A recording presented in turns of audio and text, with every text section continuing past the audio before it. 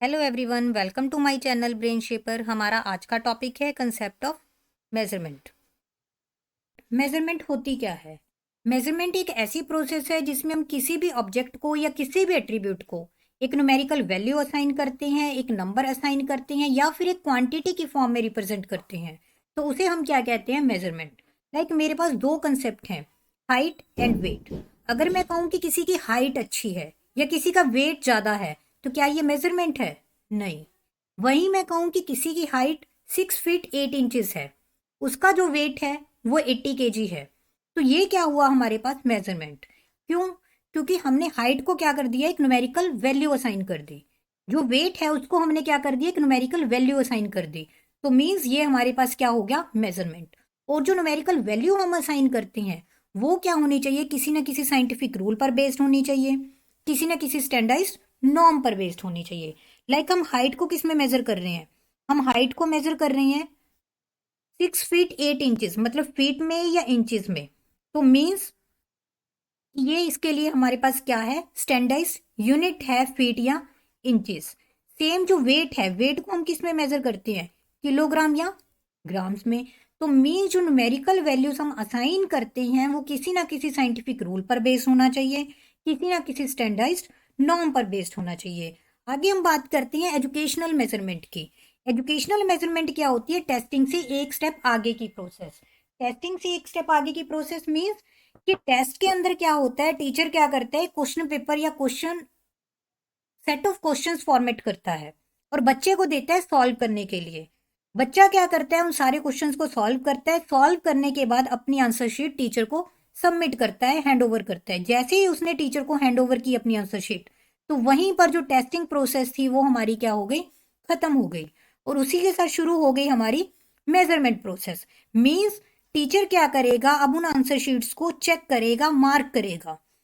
अब जितने नंबर के लिए टीचर ने वो क्वेश्चन पेपर सेट किया था, उसी में से वो क्या करेगा? उसको एक न्यूमेरिकल वैल्यू असाइन करेगा। लाइक टीचर ने क्वेश्चन पेपर सेट किया 10 मार्क्स के लिए, तो वो क्या करेगा? बच्चों को, किसी को 10 में से 9 नंबर दे रहा है, किसी को 10 में से 6 नंबर दे रहा है, किसी को 10 में से 5 नंबर दे रहा है।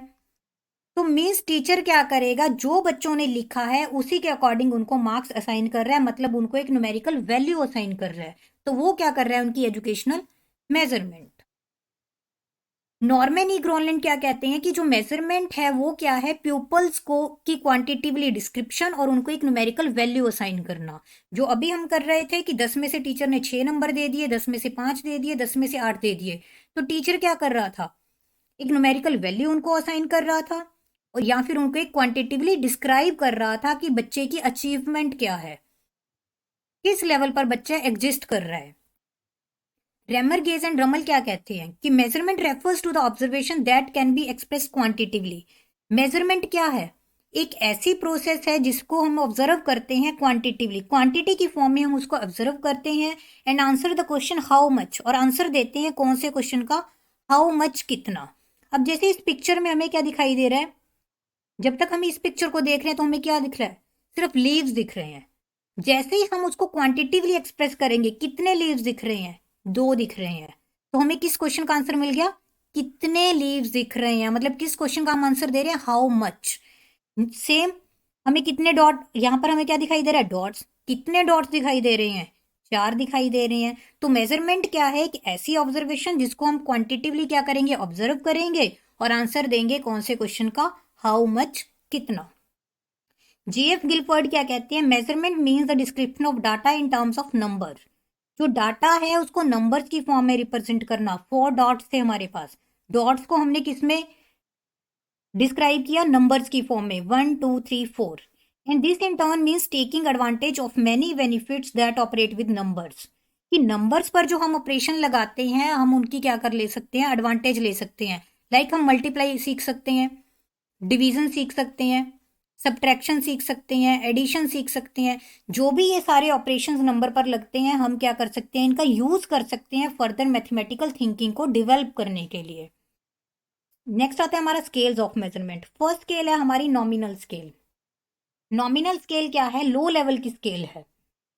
इसमें हम क्या करते हैं? सिर्फ लेबलिंग और टैगिंग करते हैं। मीन्स कि इसमें सिर्फ हम टैगिंग करेंगे या लेबलिंग दे देते हैं। लाइक मैंने मेल के लिए क्या यूज किया, एम, टैग दे दिया मेल को एम।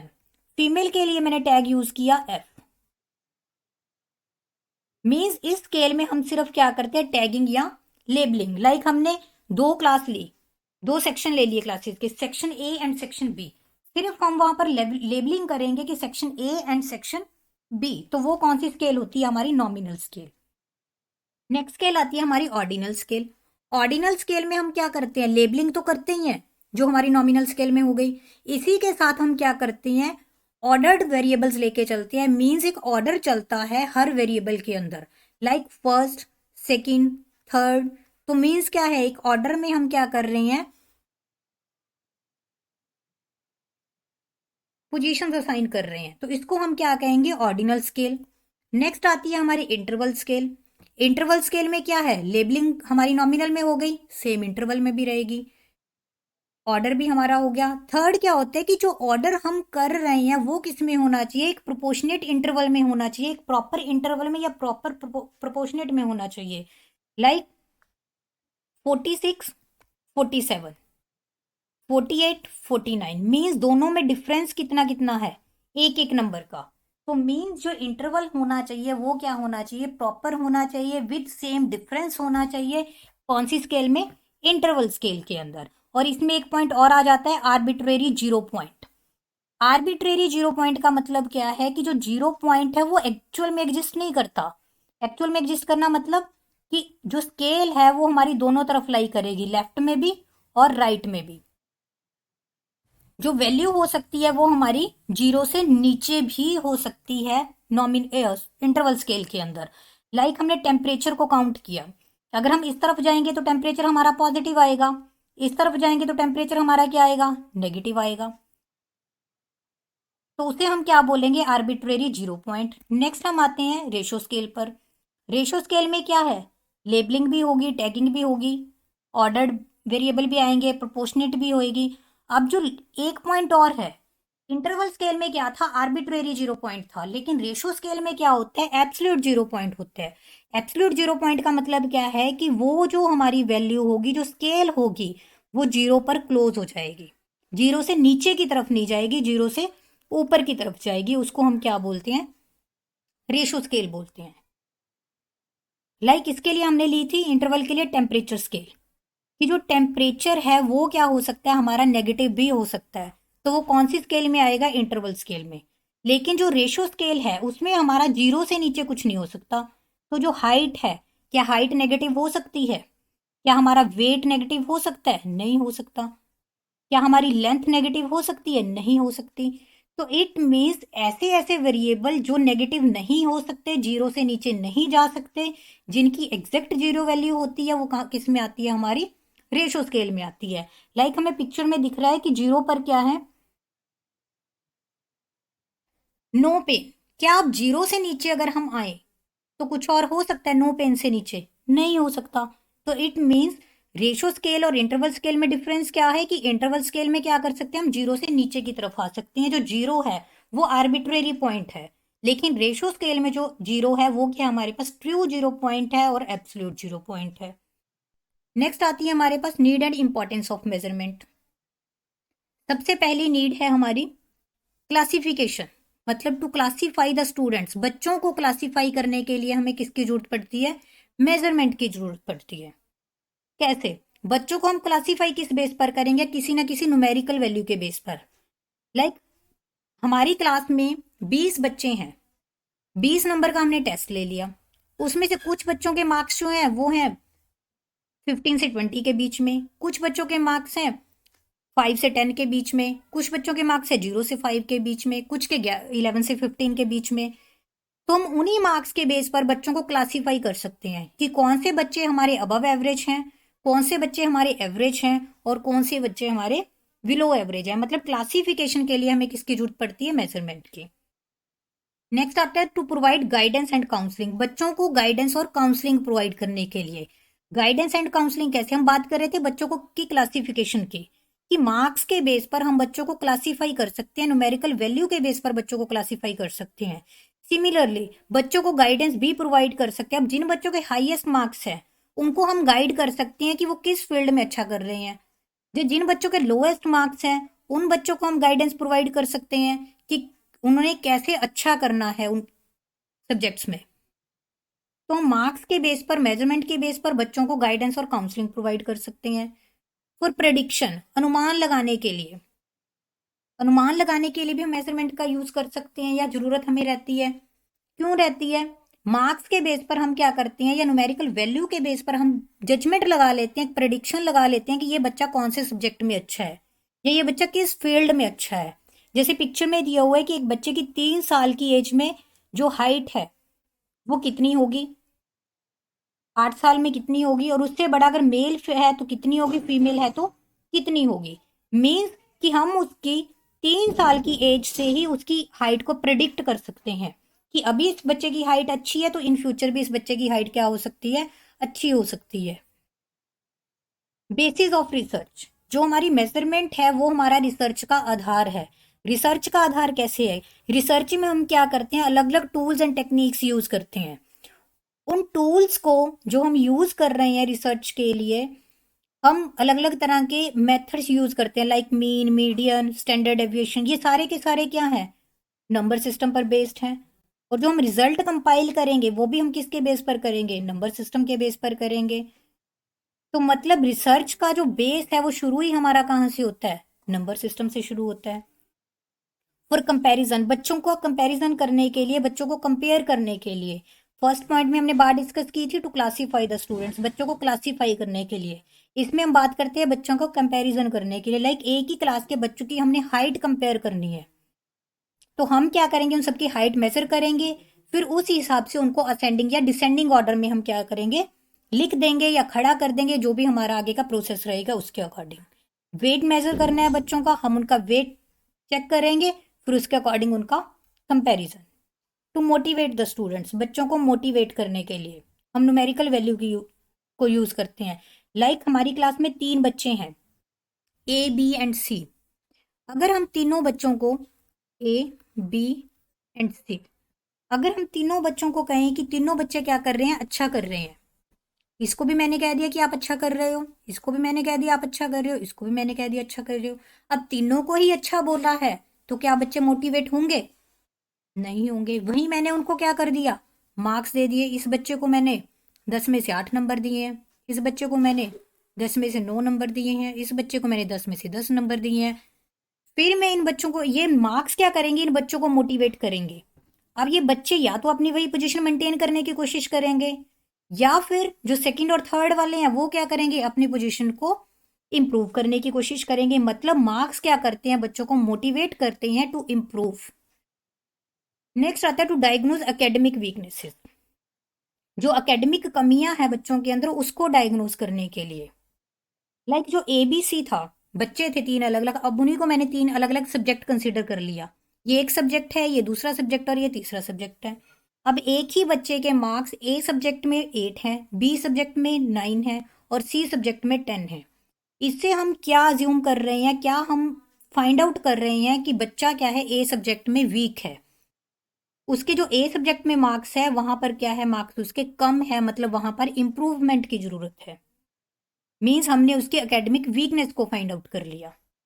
इन्हीं मार्क्स के बेस पर हम क्या करेंगे, उसको गाइडेंस प्रोवाइड कर सकते हैं, रेमेडी भी प्रोवाइड कर सकते हैं कि कैसे वो अपने मार्क्स को इंक्रीज कर सकता है, इंप्रूव कर सकता है। फॉर एडमिशन, एडमिशन के लिए, एडमिशन का जो हमारा प्रोसेस होता है वो टोटली मेरिट बेस्ड या परसेंटेज बेस्ड। परसेंटेज या मेरिट जो लिस्ट जो भी बनती है वो सारी की सारी किसके ऊपर बेस्ड होती है, मार्क्स के ऊपर बेस्ड होती है। जैसे जैसे मार्क्स डाउन आते जाएंगे वैसे वैसे हमारी जो एडमिशन लिस्ट है वो क्या होगी, डाउन जाती जाएगी। तो एडमिशन के लिए भी हमें किसकी जरूरत पड़ती है, मेजरमेंट की जरूरत पड़ती है। नेक्स्ट फॉर वोकेशन, अपना व्यवसाय सेट करने के लिए या खुद को व्यवसाय में एडजस्ट करने के लिए हमें किसकी जरूरत पड़ती है, मार्क्स की।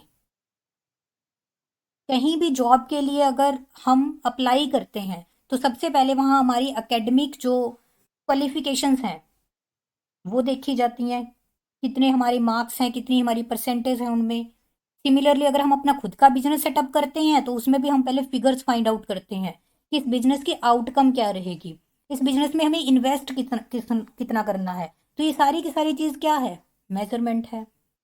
तो मीन्स चाहे हमने क्लासिफिकेशन करनी है, चाहे हमने कंपैरिजन करना है, एडमिशन लेना है, इन सब के बेसिस हमारी क्या है, मेजरमेंट है। Limitations of measurement. First limitation है इट इज क्वांटिटेटिव। मीन्स सिर्फ हम क्वांटिटी में ही क्या कर सकते हैं, मेजरमेंट को मेजर कर सकते हैं। लाइक 1 2 3 4 मीन्स हमारे पास क्या होना चाहिए, एक नंबर होना चाहिए, हम क्वांटिटी को ही मेजर कर सकेंगे। क्वालिटेटिव जो एस्पेक्ट है उसको हम मेजर नहीं कर सकते। लाइक किसी की इंटरेस्ट है, किसी की थॉट्स हैं, किसी की आइडियाज हैं, उनको हम मेजर नहीं कर सकते। नेक्स्ट है measurement does not provide any final decision. Measurement के बेस पर हम एक पर्सन की पूरी पर्सनैलिटी एस्पेक्ट्स के फाइनल डिसीजन नहीं दे सकते। हम सिर्फ क्या कर सकते हैं, उसको एक न्यूमेरिकल वैल्यू असाइन कर सकते हैं, उसके सिर्फ एक एस्पेक्ट को हम न्यूमेरिकली रिप्रेजेंट कर सकते हैं। Does not allow us to study the entire personality of a person. पूरी पर्सनैलिटी को हम स्टडी नहीं कर सकते। लाइक उसके बिहेवियर को हम स्टडी नहीं कर सकते, बिहेवियर को मेजर नहीं कर सकते। किसी का बिहेवियर अच्छा है, अच्छा का मीन्स क्या है, क्या क्वांटिटी क्वांटिटी है कुछ उसकी अच्छे की, नहीं है। उसका स्माइलिंग फेस है, स्माइलिंग फेस क्या है, ज्यादा स्माइल करता है, कम स्माइल करता है, एवरेज स्माइल करता है। इन क्वेश्चंस की हमारे पास कोई लिमिट नहीं है। ज्यादा क्वांटिटी में कितनी क्वांटिटी, एवरेज में कितनी, कम में कितनी क्वांटिटी। तो इट मीन्स हम पूरी की पूरी जो पर्सनैलिटी ट्रेट्स हैं उनको हम असेस नहीं कर सकते through measurement. Difficult to explain difference between different personality traits through measurement. जो अलग अलग पर्सनैलिटी ट्रेट्स हैं उनमें हम डिफरेंस नहीं बता सकते, डिफरेंस को एक्सप्लेन नहीं कर सकते। ना तो हम पर्सनैलिटी ट्रेट्स को स्टडी कर सकते, ना ही दो पर्सनैलिटी ट्रेट्स में हम क्या कर सकते हैं, डिफरेंस बता सकते हैं। लाइक मुझे किसी के एंगर और पेशेंस में डिफरेंस बताना हो, क्या बिना कोई न्यूमेरिकल वैल्यू असाइन किए मैं उनके एंगर और पेशेंस में डिफरेंस बता सकती हूँ? नहीं बता सकते। हम उसको क्या कहेंगे, ज्यादा, कम, एवरेज, इन वर्ड्स में एक्सप्लेन करेंगे। तो उन वर्ड्स को हम मेजर ही नहीं कर सकते। नेक्स्ट है standardised test are required for reliable and valid measurement. अगर हमने एक वैलिड मेजरमेंट करनी है तो उसके लिए हमें क्या चाहिए, स्टैंडर्डाइज्ड टेस्ट होने चाहिए। मीन्स क्या है हमारे पास कि हम एक टीचर मेड टेस्ट या नॉर्मल टेस्ट के बेसिस पर मेजरमेंट नहीं कर सकते। उसके लिए हमारे पास क्या होने चाहिए, स्टैंडर्डाइज्ड टेस्ट होने चाहिए। अगर हम किसी की पर्सनैलिटी ट्रेट को असेस कर रहे हैं तो उसके लिए हमारे पास क्या होना चाहिए, एक स्टैंडर्डाइज्ड टेस्ट होना चाहिए। आई होप आपको समझ आ गया होगा। नेक्स्ट टॉपिक के लिए आप कमेंट बॉक्स में कमेंट कर सकते हो। Thank you for watching.